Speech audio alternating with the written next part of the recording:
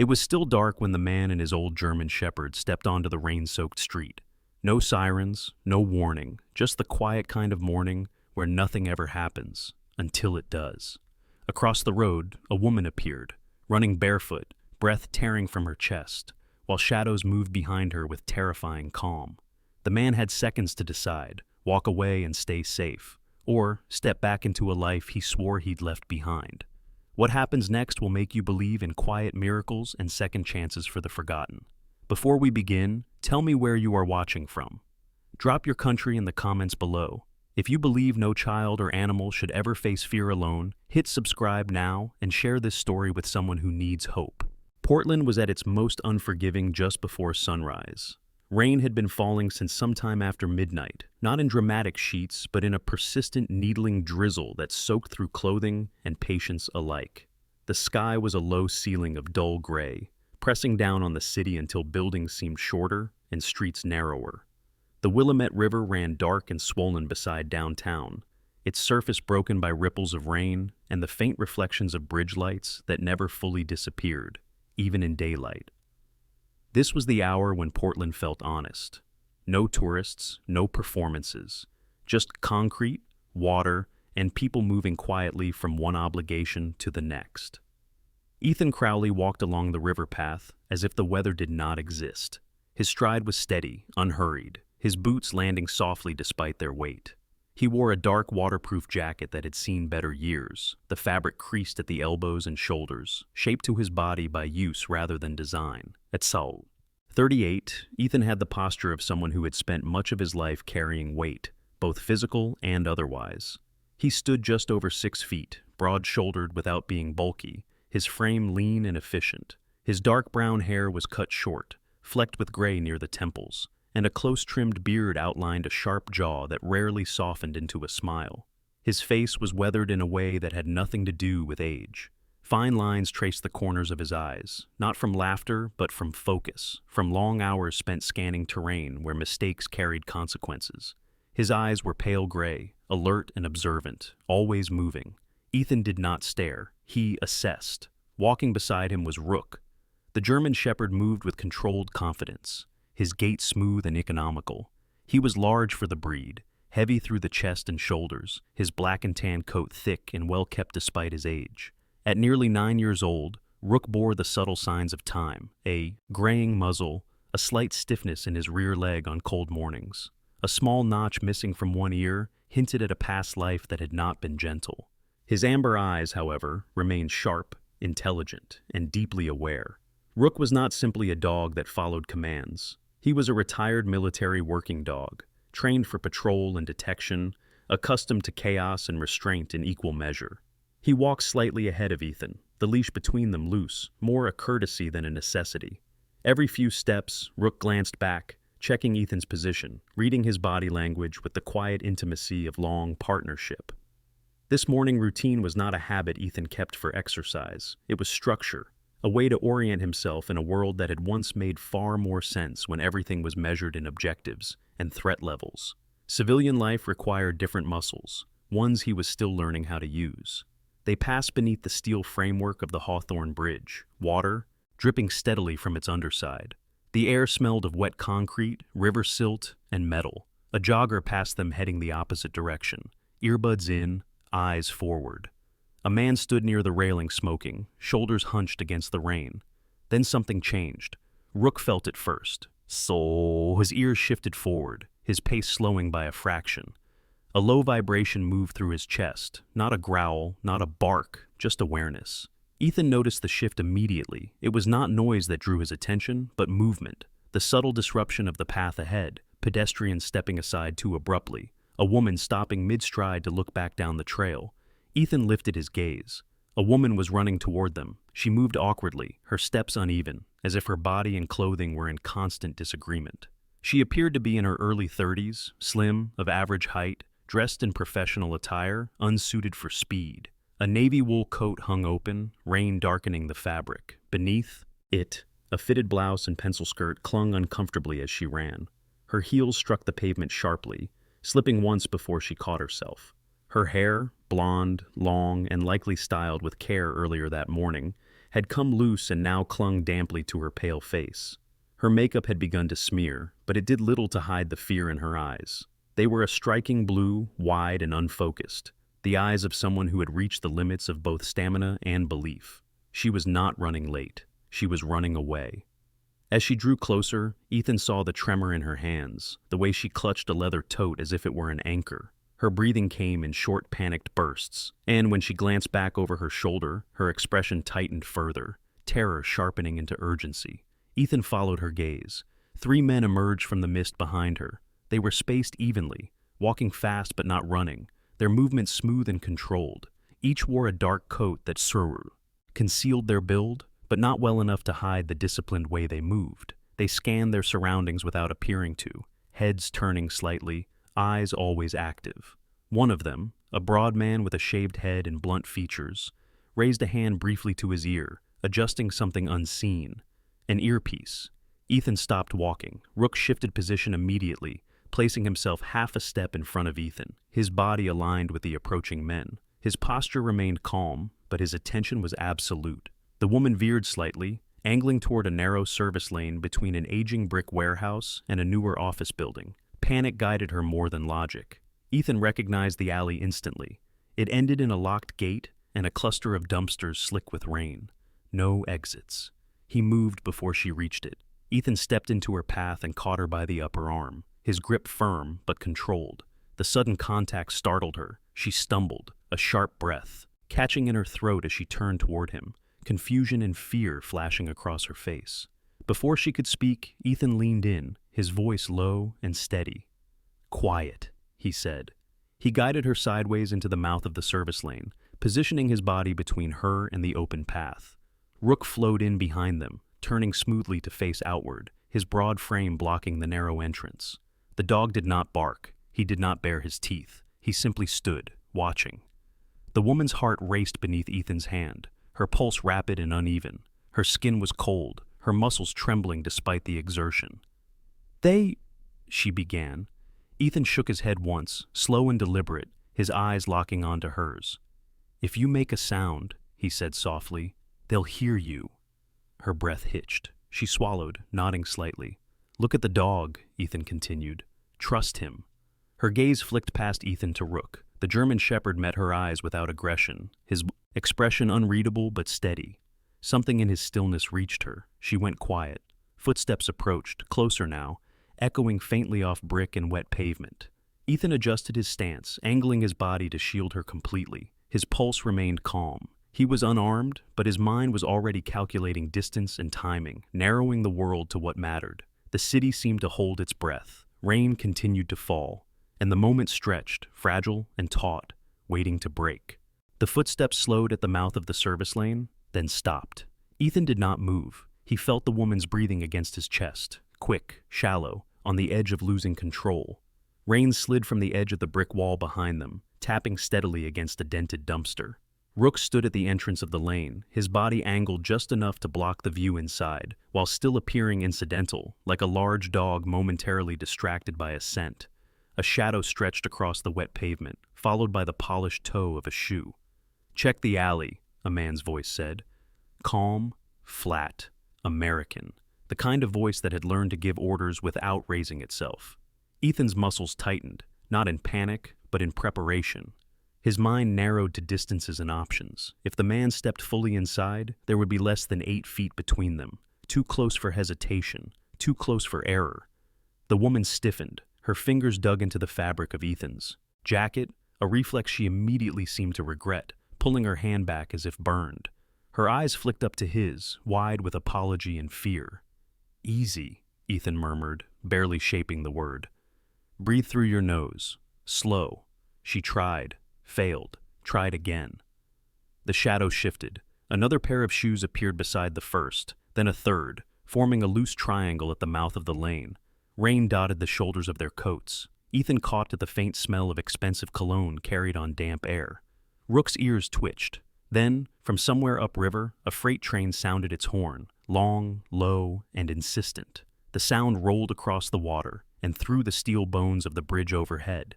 At the same moment, a city bus hissed to a stop on the adjacent street, its brakes screaming in protest. The men hesitated. Ethan felt it, the slight loosening of tension, the recalibration. Predators did not like uncertainty. Not when witnesses multiplied, not when sound fractured. Their focus. "Not here," one of them muttered. "We'll pick her up later."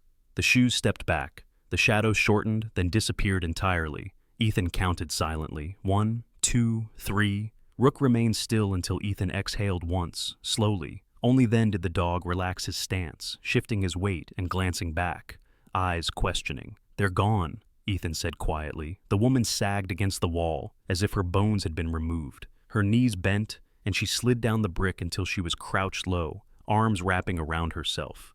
Rain plastered strands of blonde hair to her cheeks. She stared at the ground, chest heaving, trying to reclaim air. Ethan stepped back, giving her space, his hands visible, non-threatening. "You're safe for the moment," he said, but they weren't bluffing. She nodded without looking up. "My name's Ethan," he added after a beat. "That's Rook." At the sound of his name, the German Shepherd turned fully toward her, head tilting slightly. He took one step forward, slow and deliberate, then sat, his tail brushing the wet concrete once. The woman looked up at the dog first. Up close, Rook was imposing, broad head, powerful shoulders, the quiet authority of an animal that had been trained to act without noise. But there was something else there, too, a patience, a steadiness.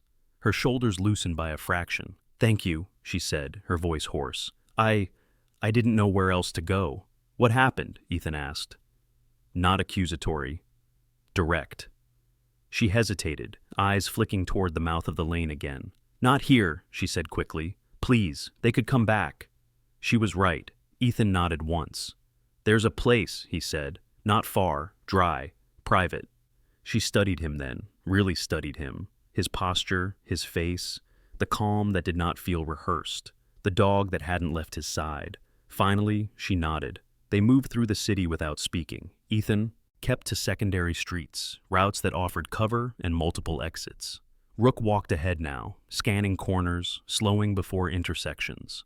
The woman followed close behind Ethan, her heels abandoned somewhere along the way, bare feet slapping softly against wet pavement. After 10 minutes, they reached a narrow building wedged between a closed bookstore and a tattoo parlor. Ethan unlocked the door and ushered her inside, locking it behind them. The space was a workshop apartment, spare and functional. Shelves lined one wall, stacked with disassembled clocks and watch parts. A long workbench sat beneath a single hanging light. The air smelled faintly of oil and old wood. A small kettle rested on a hot plate in the corner. "Sit," Ethan said, pulling a chair out from the bench. She sat, gripping the edge as if the room might tilt. Only then did Ethan see the blood. A thin line seeped through a tear in her stocking along her shin, red against pale skin. "You're hurt," he said. She glanced down, surprised, then shook her head. "I don't feel it." "Adrenaline," Ethan replied. He retrieved a small first aid kit from a drawer, movements efficient but gentle. As he cleaned and dressed the shallow cut, she watched him closely. "You were military," she said quietly. "Yes." "That's why you didn't hesitate." Ethan didn't answer. Rook lay down near the door, head resting on his paws, eyes never fully closing. "My name is Claire Harlan," the woman said after a moment. She straightened slightly, as if reclaiming a piece of herself. "I work in data compliance, or I did." "What changed?" Ethan asked. She swallowed. "I found something I wasn't supposed to." Before she could continue, the television mounted on the wall flickered to life, triggered by a timer Ethan had forgotten to disable. A local news anchor appeared, composed and serious. "Police are currently searching for 32-year-old Claire Harlan in Pau. Connection with an ongoing investigation involving proprietary technology." Claire froze. The screen shifted to a photograph, her driver's license photo, hair neatly styled, eyes calm and unsuspecting. Ethan felt something settle heavily in his chest. "Authorities describe her as unstable," the anchor continued. "Sources indicate she may be a danger to herself and others." Claire's hands began to shake. "That's a lie," she whispered. "He's doing it already." "Who?" Ethan asked, though he suspected the answer. "Marcus Vale." The name landed with weight. "CEO of Vale Systems," she continued, voice cracking but controlled. "My employer, and—" she hesitated. "My fiancé." Ethan turned off the television. Silence filled the room. broken only by the rain against the windows. "They won't stop," Claire said. "Not now." Ethan looked at her, at the fear giving way to resolve, at the dog guarding the door as if this were already a line in the sand. "Then we move," he said. "But next time, we do it on our terms." The kettle clicked off with a dry snap, and steam thinned into the workshop air. Ethan poured hot water into 2 mismatched mugs and set one within Claire's reach. She accepted it with both hands, fingers pale against the ceramic, and let the warmth settle. The cut on her shin had stopped bleeding, the bandage clean and tight. Shock was giving way to clarity, the kind that arrived after fear had spent itself. Rook remained by the door, stretched out but alert, his head angled toward the street. Every passing car registered in the subtle turn of his ears. Ethan watched the dog for a moment, then checked the window. The rain had thickened, blurring the street into moving light and shadow.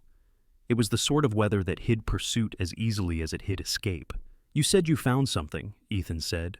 He kept his voice even, conversational. Pressure only produced silence. Claire took a breath, then another, measuring each one.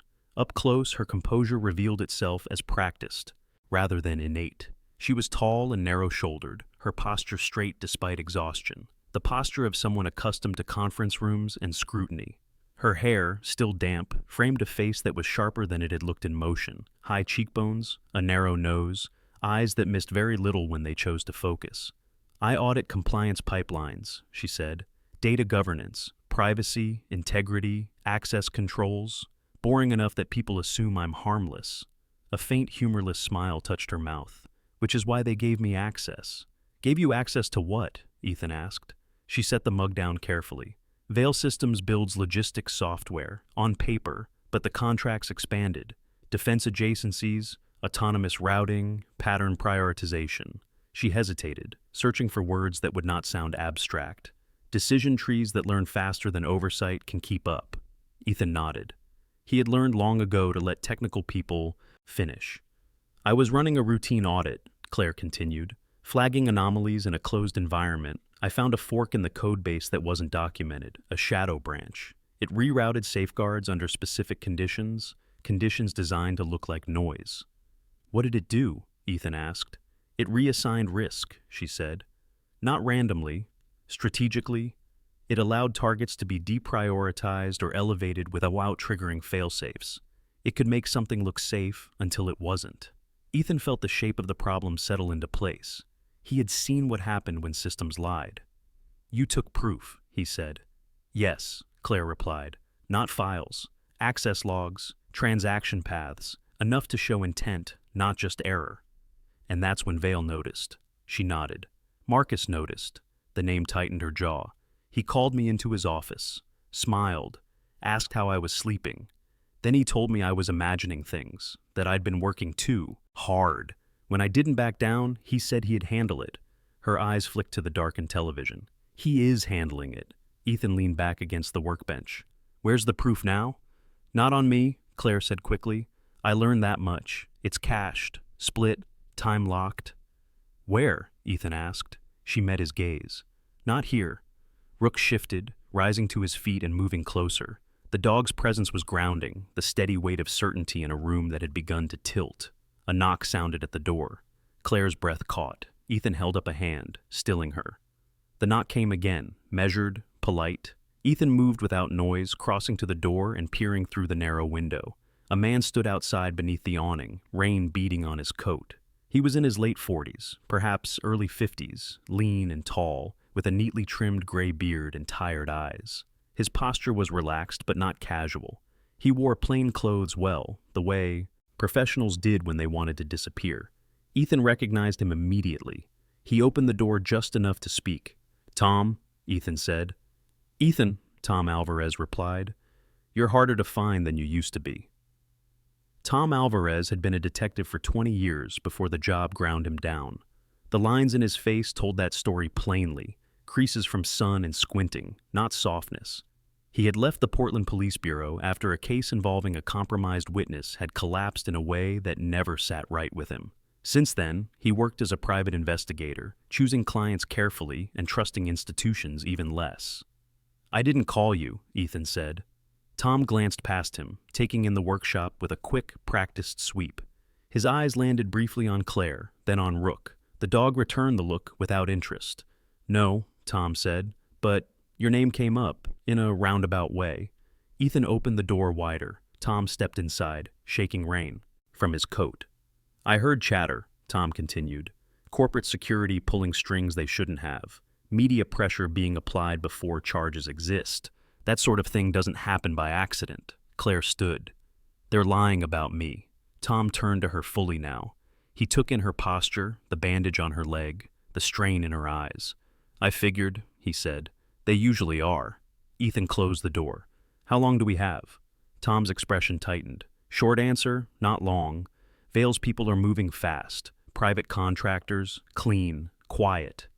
"Can you help?" Claire asked. Tom considered her, then Ethan. "I can buy you time, maybe a day, 2 if I'm lucky." He shrugged. "After that, you'll need leverage." "We have it," Claire said. "Just not here." Tom nodded. "Then you'll need to move before daylight." As if summoned by the word, headlights swept past the window, slower than traffic warranted. Rook's ears flattened. Ethan watched the lights fade. "Where do we go?" "There's a farm outside the city," Dobbs said. "Old friend of mine. Off-grid enough to disappear. She owes me." A corner of his mouth lifted. "She also doesn't ask questions." Claire hesitated. "I don't want anyone else hurt because of me." Tom met her gaze. "Then you picked the wrong enemy." They left in stages. Tom first, to draw attention. Ethan waited 10 minutes, then led Claire out the back, down an alley slick with rain. Rook ranged ahead, silent. They moved through the city like shadows, avoiding main roads, timing crossings between traffic. The truck waited under a sycamore tree, rusted but reliable. They drove east as dawn crept in behind the clouds. The farm sat at the edge of timberland, the house low and weathered, the fields muddy and quiet. A woman stood on the porch as they approached, wrapped in a heavy coat. She was in her early 60s, broad-shouldered, hair pulled back in a gray braid. Her face was blunt and open, the face of someone who had worked hard and slept light. "Mara Quinn," Tom said as he climbed out. "This is the trouble I mentioned." Mara studied Claire, then Ethan, then Rook. "You brought a dog," she said. "Good." Rook wagged his tail once. Inside, the house smelled of wood smoke and coffee. A single horse shifted in the adjacent barn, stamping softly. The animal was old, chestnut with a white blaze, its movement slow but steady. Another survivor. "You can stay until tonight," Mara said. "After that, no promises." "That's enough," Ethan replied. As they settled in, Claire sat at the kitchen table, hands steady now. "I can finish this," she said. "If I can reach the cash." Ethan looked at her, at the resolve that had replaced fear. Rook lay at her feet. "Then we'll make sure you do," he said. Outside, the rain began to ease, but the lines it left behind did not fade. Morning arrived without ceremony. The rain had eased into a fine mist that clung to the trees surrounding Mara Quinn's farm, turning the world into layered shades of green and gray. The house sat low against the land, weathered cedar siding darkened by decades of storms. Beyond it, the timberline rose dense and close, a wall of fir and alder that muffled sound and swallowed distance. It was the kind of place people chose when they wanted to be forgotten, or when they had learned the cost of being seen. Ethan stood at the kitchen window, watching the tree line. He had slept for less than an hour, stretched out in a chair with Rook at his feet, boots still on. Rest came in fragments now, broken by instinct more than noise. The dog had not fully slept either. Rook lay still, eyes half-lidded, but every few minutes his ears pivoted, sampling the air. Behind Ethan, the house moved with small, domestic sounds. Mara poured coffee into a chipped mug, her movements economical and unhurried. She was broad through the shoulders, strong even in her 60s, her gray braid hanging down the back of a thick wool sweater. Her face was lined, sun-worn, and direct. Years of managing livestock and land had stripped her of patience for drama. When she spoke, it was because something needed saying. Claire sat at the table with Tom Alvarez, a laptop open between them. She looked different in daylight, less fragile. The fear that had hollowed her eyes the night before had receded, replaced by focus. Her posture was straight, shoulders squared, as if her body had finally accepted what her mind already knew. Hiding was temporary. Action was inevitable. Tom leaned back in his chair, rubbing a hand through his short gray hair. His beard, neatly trimmed, did little to soften the lines of his face. He had the look of a man who had once believed rules mattered and had learned, slowly and bitterly, how often they did not. "I pulled what I could overnight," Mom said. "Vale's legal. Team is pushing hard. Emergency injunctions, sealed affidavits. He's building a narrative fast." Claire's fingers moved across the keyboard. "I don't need court filings," she said. "I need access. One clean connection to my cash. After that, I can force disclosure." "And if they find us before then?" Mara asked from the counter. Ethan turned from the window. "Then we slow them down." The words were simple. The weight behind them was not. Rook rose smoothly and padded to the back door, nose lifting. He paused, then let out a low, controlled huff. Not alarm. Assessment. Ethan felt it too, a change in pressure, a thinning of quiet. He crossed the room in 2 steps and rested a hand on the doorframe, listening. Somewhere beyond the trees, an engine idled. Cut. Another followed, then nothing. Mara's jaw tightened. "They're early." Tom stood. "How many?" Ethan closed his eyes for a second, counting the gaps between sounds. 2 vehicles, at least 4. People. Claire pushed back from the table. "I can hide the drive." Ethan shook his head. "Not today." They moved with purpose. Mara led Claire through the back hall toward the pantry, a space that doubled as a storm cellar. Tom grabbed a shotgun from a rack by the door. Old, well-maintained, the kind of weapon that had never known a firing range. Ethan checked to the windows, then crouched by Rook, fingers brushing the dog's collar. "Stay," he murmured. Rook's tail flicked once, his body coiled, ready. The sound of boots on gravel came next, deliberate and unhurried. A knock followed, firm but polite. Ethan opened the door. The man on the porch was tall and lean, early 40s, with a shaved head and a dark beard trimmed close to the jaw. His eyes were a flat hazel, unreadable. He wore a plain jacket over a gray shirt, hands visible, empty. Behind him stood another man, heavier, broader, with a scar running from the corner of his mouth to his chin, a reminder of violence survived rather than avoided. "Morning," the bearded man said. His voice was calm, almost friendly. "Name's Lucas Reed. We're looking for someone." Ethan held his gaze. "You're on private property." Lucas smiled faintly. "So we are." Rook stepped into view beside Ethan, silent and imposing. Lucas's eyes flicked to the dog, then back. "Nice shepherd." "He's old," Ethan replied, "but he still knows his job." "So do I," Lucas said, "which is why I'd prefer to talk." Behind Lucas, the heavier man shifted his weight. His hands flexed, restless. Tom appeared at Ethan's shoulder, shotgun angled down. Mara stood farther back, arms crossed, her expression unreadable. Lucas took it all in. "We're not here to make a mess," he said. "That's expensive. We're here to retrieve company property." Claire stepped forward, visible now. "You don't have a warrant." Lucas met her eyes. "We don't need one." The moment stretched. Wind moved through the trees, whispering. Then Rook growled. It was low and resonant, a sound that bypassed logic and went straight to instinct. The heavier man stiffened. Lucas's smile vanished. "Enough," Lucas said quietly. His hand moved. Everything happened at once.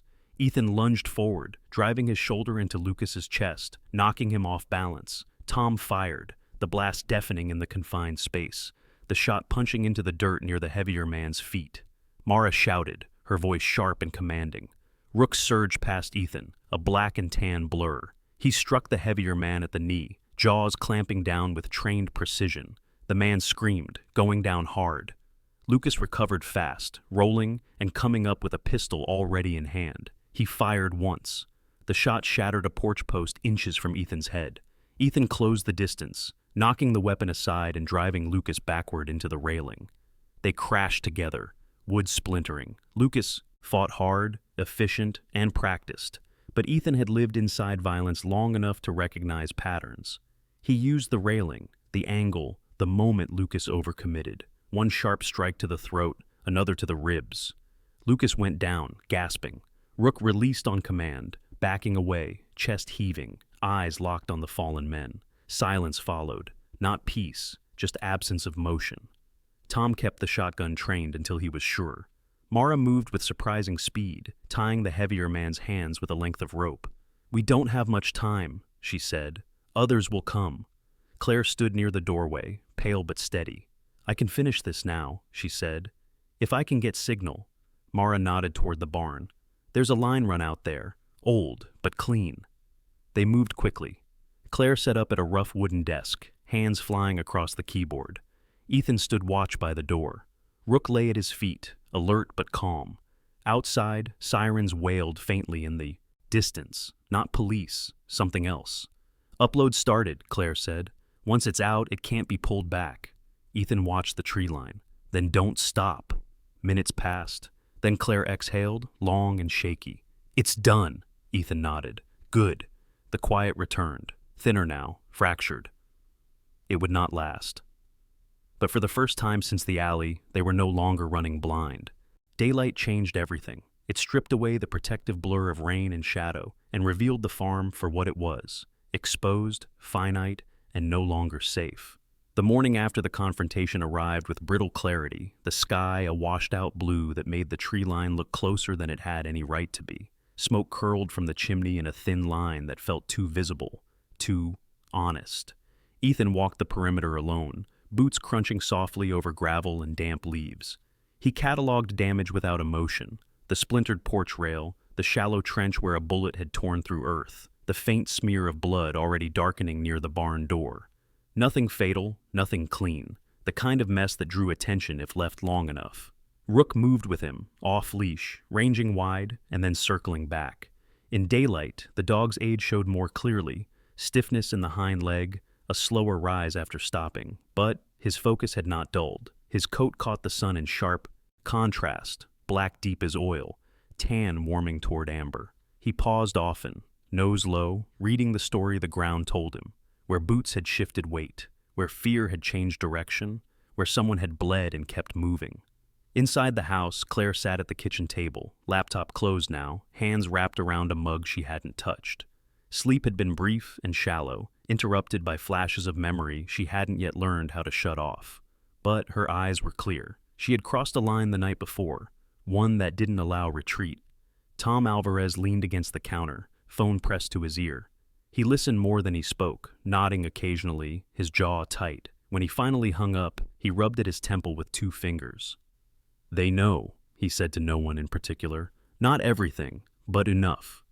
Mara Quinn set a plate of toast on the table and sat across from Claire. Up close, Mara's face carried the calm authority of someone who had outlasted many storms. Her hands were large, scarred, steady. She had once been a county animal control officer before the politics and paperwork drove her out. The work had left its mark, a low tolerance for cruelty, human or otherwise, and an instinct to intervene when things went sideways. You can't stay, Mara said simply. Not now. Claire nodded. I know. Ethan came in and closed the door behind him. They'll escalate, he said. Vale won't send scouts again. He'll send certainty. Tom met his gaze. I can get us transport. Not by road, Ethan replied. Too many eyes. Mara pushed her chair back. There's another option. She stood and motioned toward the barn. It's not fast, but it doesn't show up on cameras. They followed her out. The barn smelled of hay and oil, the air warm and familiar. The old chestnut horse stood in his stall, head lifting as they entered. His coat was rough with age, a white blaze cutting down his face like a scar of its own. His eyes were dark and patient. He had been Mara's working animal years ago, before a blown tendon ended his hauling days. Now he lived out his time in quiet usefulness, teaching the younger horses calm by example. Mara stroked the horse's neck. There's a service trail that cuts through state land, she said. No plates, no towers. We move quiet until nightfall. Claire looked from the horse to Ethan. That buys us time. Time is all we need, Ethan said. If we use it. They packed light. No unnecessary tech, no names written down. Tom took only what he could carry. Claire slipped the laptop into a padded sleeve and hesitated before placing it into Ethan's pack. The weight shifted, symbolic as much as physical. Outside, the sound of engines reached them, distant, multiple, moving with purpose. Now, Ethan said. They moved into the trees, following Mara's lead. The trail narrowed quickly, closing around them. Sunlight fractured. Through leaves, breaking shapes into pieces. Rook ranged ahead, silent. The horse followed at a measured pace, hooves muffled by earth and moss. They had gone less than a mile when the first drone passed overhead. It was small, almost insect-like, a faint mechanical buzz that blended with the forest until you learned how to hear it. Ethan did. He froze, raising a hand. The others followed suit instantly. The drone hovered, adjusted, then drifted on. "They're mapping," Claire whispered. "They're guessing," Tom replied. "Big difference." They pushed deeper. The trail forked twice. Ethan chose left, then right, then doubled back after 50 yards, scuffing the ground to confuse patterns. Rook understood without being told, altering his path, erasing as much as possible with his body. By mid-afternoon, the forest thickened and sound died away. They reached a shallow ravine where a creek cut through stone. Mara stopped there. "This is as far as I go," she said. She met Claire's eyes. "You finish it." Claire nodded. "Thank you." Mara looked at Ethan. "Keep them alive." Ethan inclined his head. "I will." They crossed the creek and continued on foot, leaving the horse tethered where the land dipped and hid him. The forest gave way to an abandoned logging road choked with weeds. At its end stood a derelict ranger station, wood gray with age, windows boarded, roof sagging but intact. Inside, the air was cool and dry. Ethan barred the door and took position at a window slit. Tom checked signal strength and shook his head. "Nothing," he said. "Which is good." Claire sat up at the table. Her fingers hovered over the keyboard for a long moment before she began. She wasn't coding now, she was narrating, organizing the proof into something undeniable. Access logs, decision trees, intent rendered visible. Outside, Rook paced, then settled, his back against the door. The first shot came at dusk. It shattered glass and sent splinters across the room. Claire ducked instinctively. Ethan returned fire through the slit, forcing the shooter to reposition. "Two teams," Tom said, listening. "One flanking." Ethan moved, fast and precise. He kicked open the back door and rolled, drawing attention. Rook launched at his side, a controlled force, driving the flanking man back into brush. A shout, a fall. The second team pressed harder. Voices rose. Orders snapped. Then sirens cut through the noise, real ones, layered and unmistakable. The gunfire stopped. Men fled. Silence followed, heavier this time. Claire looked up from the laptop, breath shaking. "It's live," she said. "Multiple endpoints, journalists, regulators." Ethan leaned against the wall, chest rising and falling. "Good." The weight of daylight lifted, just a fraction. They weren't free, but they were no longer alone. The sirens did not fade quickly. They layered over one another as they approached, patrol cars and county units converging from different directions, their lights scattering across the trees in restless flashes of red and blue. The men who had fired on the ranger station were already gone by the time the first vehicle reached the road, retreating into the forest with the efficiency of people who knew when a job had become too visible to finish. Ethan remained still until the last echo of gunfire had dissolved into wind and insects. He did not lower his guard simply because help had arrived. Experience had taught him that the moments after violence were often the most dangerous, when adrenaline thinned judgment and assumptions replaced verification. Rook stood at his side, body angled toward the broken window, breath steady but deep. In the fading light, the dog's silhouette looked heavier than it had earlier, as if the day had finally pressed its full weight into his joints. Shallow scrape marked his shoulder, where brush and stone had caught him during the charge. It was superficial, but Ethan rested a hand there anyway, grounding them both. Inside the ranger station, Claire closed the laptop slowly, deliberately, as if sudden movement might undo what she had just set in motion. Her hands shook now that there was no longer a task to hold them steady. She pressed her palms flat against the tabletop and breathed until the room stopped spinning. "It's everywhere," she said finally. "Not just media, regulatory servers, international mirrors. He can threaten lawsuits, but he can't pull it back." Tom Alvarez exhaled and leaned against the wall, sliding down until he was sitting on the floor. The tension he had carried since Portland cracked open just enough to show fatigue beneath it. His phone buzzed once, then again, lighting up with missed calls and messages. He ignored them. "That'll slow him," Tom said. "Maybe not stop him, but slow him." "Slow is enough," Ethan replied. "Slow gives people time to choose sides." Footsteps approached outside, careful and measured. A flashlight beam cut through the broken window, then dipped. "Sheriff's office," a voice called. "If anyone's inside, make yourselves known." Ethan raised his hands and stepped into view. The deputy who entered first was young, no more than 25, his uniform still stiff with newness. He moved cautiously, eyes darting, weapon lowered but ready.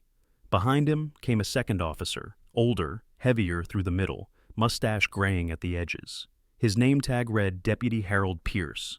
His eyes took in the scene quickly, lingering on the bullet holes, the overturned chair, the dog. "What happened here?" Pierce asked. Ethan answered simply. "We were fired upon." Pierce nodded once. He had heard many versions of that sentence in his career, some true, some less so. His gaze shifted to Claire, then back to Ethan. "You? Folks hurt?" "No," Claire said. "Just shaken." Pierce glanced at Rook again. "That your dog?" "Yes," Ethan replied. Pierce's expression softened by a degree. "Good-looking shepherd. Old working line?" "Retired," Ethan said. Pierce seemed to accept that without question. He stepped aside and spoke quietly into his radio, relaying details with a calm that came from long familiarity with rural violence. Rare, but never impossible. More units arrived, the forest filled with movement and murmured coordination. Flashlights traced paths through brush. Evidence was photographed, flagged, catalogued.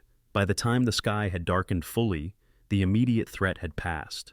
Ethan watched it all with detached focus. He did not interfere. He did not volunteer information beyond what was necessary. His trust in systems was selective and earned slowly. Claire stood apart from the activity, arms folded, shoulders drawn inward against the chill. The confidence she had, summoned to release the data, had not disappeared, but it had shifted, becoming something heavier and more permanent.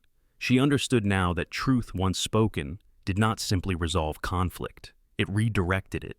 A man approached her, a federal agent, though he did not announce it. He was in his early 50s, tall and spare, with close-cropped black hair and a neatly groomed beard shot through with gray. His suit was plain, his movements economical. He introduced himself as Daniel Mercer, Department of Justice. "I won't keep you long," Mercer said. His voice was low, precise. "What you released tonight, it's significant. We're already seeing responses." Claire met his gaze. "Is it enough?" Mercer considered her carefully. "Enough to justify warrants, enough to freeze accounts, enough to force hearings." He paused. "Enough to make certain people very uncomfortable." "That's not the same as justice," Claire said. "No," Mercer agreed, "but it's how justice starts." He handed her a card. "You'll be contacted. Until then, you should assume you're still at risk." Ethan stepped closer, placing himself subtly between Mercer and Claire, not hostile, protective. Mercer noticed and inclined his head. "We'll arrange security," he said, "but understand this. Mr. Vale will not surrender quietly." "I wouldn't expect him to," Claire replied. Mercer left them then, disappearing into the glow of work lights and radios. Later, when the last of the deputies had gone and the ranger station had returned to something resembling stillness, Tom finally stood. "I've got a place in Eugene," he said. "Temporary. Quiet enough." Ethan shook his head. "No more borrowed shelters." Claire looked at him. "Then what?" Ethan looked around at Rook, then back at her. "We stop reacting." They moved before dawn, not as fugitives this time, but as people choosing distance over concealment. Tom drove them south in an unmarked sedan, keeping to secondary highways. The city fell away, replaced by fields and long stretches of dark road. They reached the coast by mid-morning. The ocean spread out before them, gray and relentless, waves breaking hard against stone. The air smelled of salt and kelp and cold wind. Ethan parked near a small harbor where fishing boats rocked gently at their moorings. "This is where I stay when I need to think," he said. Claire stepped out of the car and stared at the water. It frightened her less than the forest had. The horizon felt honest, unavoidable. Rook walked to the edge of the dock and sat, tail curling around his paws. He watched the gulls with mild interest, eyes tracking their arcs. Tom lingered behind them, hands in his coat pockets. "What happens now?" he asked. Claire answered before Ethan could. "Now we wait for the world to catch up." "And Vale?" Tom asked. Claire's expression hardened. "Now he learns what it's like to be seen." The wind picked up, carrying the sound of waves and distant engines. For the first time in days, there was no immediate pursuit, no shadow pressing close. Ethan rested a hand on Rook's back, feeling the steady warmth beneath coarse fur. The dog leaned into the touch, content. The noise had passed. What remained would take longer to settle, but it was no longer theirs alone to carry. The coast did not offer comfort so much as clarity. Winds scoured the harbor clean, pushing clouds inland and leaving the sky pale and unforgiving. Fishing boats creaked against their lines, hulls knocking softly in a rhythm older than argument. Ethan liked places where the world announced itself plainly. No cover, no illusions. They had been there less than a day when the call came. Tom Alvarez answered it away from the others, pacing the edge of the dock, with the phone pressed tight to his ear. When he returned, his face had settled into the look he wore when something unpleasant had become inevitable. "Vale's done hiding," Tom said. "He's filing a countersuit in federal court and giving interviews to anyone with a camera. He's calling Claire a disgruntled employee, claiming the data was manipulated." Claire did not flinch. He would. "There's more," Tom continued. "Mercer wants a meeting, in person." Ethan watched the water. "Where?" "Portland," Tom said. "Vale Tower." Claire's jaw tightened. The name landed with weight. Vale Tower was not just a building. It was a statement. Glass and steel rising over the river. All transparency and power, designed to make its occupants feel untouchable. "He's daring us," Claire said. "He's daring the system," Ethan replied. "But we're part of it now." They drove back under a low sky, the city rising to meet them with familiar indifference. Traffic thickened. Cameras multiplied. Ethan felt the old pressure settle between his shoulders, the awareness of being seen. Vale Tower dominated the block, its facade reflecting clouds and passing cars in warped geometry. Security was visible but discreet, the kind that relied on deterrence rather than force until force was required. Daniel Mercer met them in the lobby. He looked the same as before, contained, efficient, but there was a new tightness at the corners of his eyes. "Vale's attorneys are upstairs," Mercer said. "So is Vale." "Why are we here?" Claire asked. Mercer held her gaze. "Because he asked for you." They rode the elevator in silence. The ascent felt longer than it was. Ethan watched the numbers climb, listening to the faint whir of cables and the steady breathing at his side. Rook sat between Ethan's boots, unfazed by the enclosed space, his presence a quiet anchor. The conference room on the 42nd floor was all glass and polished stone. Marcus Vale stood at the far end, hands resting on the table, as if it belonged to him by right. He was in his mid-40s, tall, lean, with dark hair cut precisely and a beard trimmed to fashionable stubble. His eyes were sharp, intelligent, and cold, the kind of man who believed deeply in the story he told about himself. "Claire," Vale said, smiling, "you look tired." She met his gaze without hesitation. "You look cornered." Vale chuckled softly. "I look inconvenienced." Ethan felt the shift in the room, the subtle tightening of air when power met resistance. Vale's attention flicked to him, lingering for a fraction longer than necessary. "And you are?" Vale asked. "Someone who doesn't work for you," Ethan replied. Vale's smile thinned. "Pity?" The meeting unfolded as Mercer had warned it would. Lawyers spoke, documents slid across the table. Vale denied intent, questioned methods, reframed facts. He was smooth, persuasive, practiced. Years of boardrooms and private negotiations had honed him into a blade designed to cut quietly. Then Claire stood. She did not raise her voice. She did not accuse. She explained. She walked them through the data again, but this time she spoke not as an analyst, but as a witness. She described the choices that had been made, the safeguards that had been bypassed, the signatures that had been hidden. She spoke of consequences not in hypotheticals, but in probabilities and timelines. When she finished, she placed one final document on the table. Vale's expression changed. It was not fear, it was recognition. "That wasn't in your release," he said. "No," Claire replied. "I saved it for you." Mercer leaned forward. "This changes things, Mr. Vale." Vale straightened, anger finally breaking through his composure. "You think this ends me?" he snapped. "I built this company. I employ thousands." "You endangered more," Claire said. Silence settled, heavy and decisive. Vale looked at Ethan again, something calculating behind his eyes. "You think you won?" he said quietly. Ethan shook his head. "I think you ran out of doors."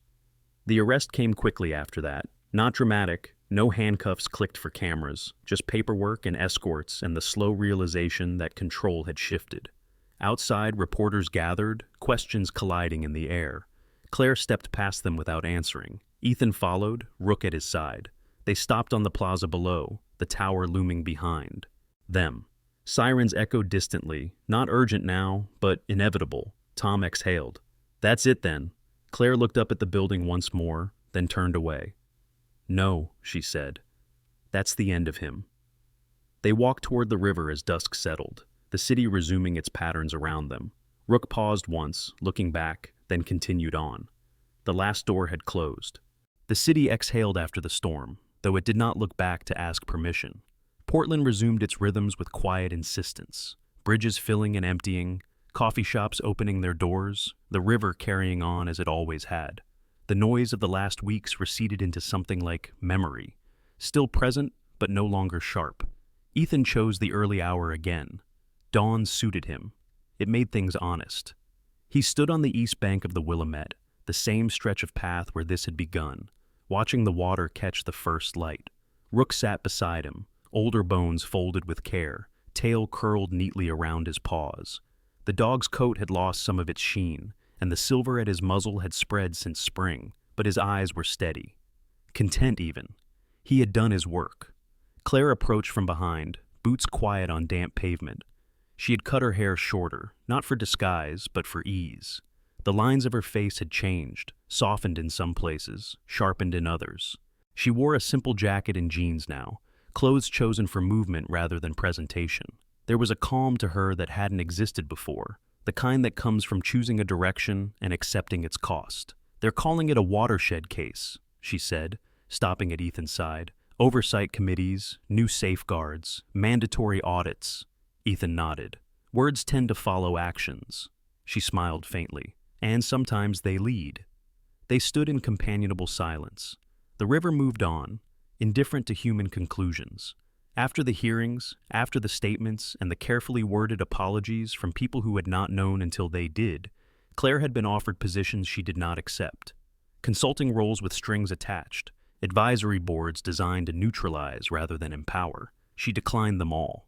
Instead, she took a temporary post with an independent oversight group, small, underfunded, stubborn. It suited her. Ethan returned to the quiet life he had been building before it all began, though it did not look quite the same anymore. He reopened the small workshop near the river, the one with the long bench and the clocks in various states of repair. The sign remained modest. No slogans, no explanations. People came anyway. Word traveled softly. Rook came with him each morning and slept near the door, rising only when necessary. Children asked to pet him. Rook allowed it on his terms, leaning into careful hands, tolerating awe. He had learned the difference between threat and curiosity long ago. Tom Alvarez visited often. He never stayed long. Retirement, it turned out, was an ongoing negotiation for him. He shaved his beard shorter now, the gray more pronounced. The lines in his face remained, but they sat easier, as if some internal ledger had finally balanced. Vale took a plea, Tom said one afternoon, leaning against the workbench while Ethan adjusted a pendulum. Not heroic, just effective. He'll serve time. The company's being dismantled in pieces. Claire looked up from the corner, where she'd been reviewing a report. That's not justice, she said. No, Tom agreed. But it's accountability. Sometimes that's the closest we get. He left them with a nod, as he always did, comfortable with the fact that his part in the story was complete. On a clear Saturday, Ethan and Claire drove out past the city limits to the farm. Mara Quinn met them at the gate, hands on hips, gray braid thicker than Ethan remembered. She had not softened with time, but she had smiled more. Thought you'd forgotten where the trees were, she said. Never, Ethan replied. They walked the fence line together. The chestnut horse dozed in the shade, older still, his breathing slow and even. Rook approached him carefully, head low. The horse opened one eye, then closed it again. Mutual recognition, no need for ceremony. Mara watched them with something like approval. You did good, she said to Claire. Didn't run, Claire looked out across the fields. I almost did. But you didn't, Mara replied. That's what matters. They shared a meal at the long wooden table that evening, light fading through the windows, the smell of earth and wood smoke settling in. No one spoke of danger, no one needed to. Weeks passed. Summer edged toward fall. The city cooled. The river thickened with rain again. On a quiet afternoon, Ethan closed the shop early and walked the path with Rook. Claire joined them near the bridge, a folded letter in her hand. "I got this today," she said, offering it. It was from a young engineer she'd never met, someone who had read the filings and recognized a flaw in a system he was building, someone who had asked for guidance instead of permission. Claire smiled as she folded it again. That's why it mattered. They stopped where the path narrowed, the water close. Rook lay down with a sigh, stretching his hind leg. Carefully, Ethan looked at the dog, then at Claire. "He won't walk this far much longer." "I know," Claire said, "but he'll choose when." Rook lifted his head at the sound of his name and wagged his tail once, as if to say the matter was settled. As the light faded, they turned back toward the city, steps unhurried. There was no rush now, no pursuit, no doors left to close. What remained was enough. Sometimes, miracles don't arrive with thunder or blinding light. Sometimes, they arrive quietly, through a stranger who refuses to walk away, through an old dog who stands guard one last time, through a choice made in fear that turns into courage. God doesn't always remove the storm. Sometimes, He sends someone to stand with us in the rain. In our everyday lives, we may never face what Ethan or Claire faced, but we all know moments of fear, moments when we feel forgotten, moments when we wonder if anyone sees us, or if God is still listening. This story is a reminder that He is, that even in silence, even in darkness, His hand is moving, often through ordinary people who choose to do what is right. If this story touched your heart, please share it with someone who needs hope today. Leave a comment and tell us where you're watching from. We love reading every single one. And if you believe that no person, no child, and no animal should ever face fear alone, please subscribe to the channel so we can continue sharing stories like this. Before you go, may God bless you and your family. May He place His protection around your home, your loved ones, and your heart. May He give you strength when you feel tired, peace when the world feels loud, and courage to be someone else's quiet miracle. Amen.